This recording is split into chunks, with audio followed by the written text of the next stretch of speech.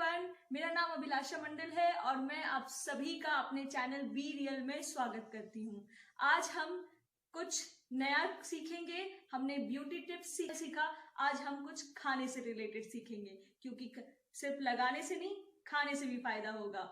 तो आज हम हेल्दी चना स्पाइसी सीखेंगे।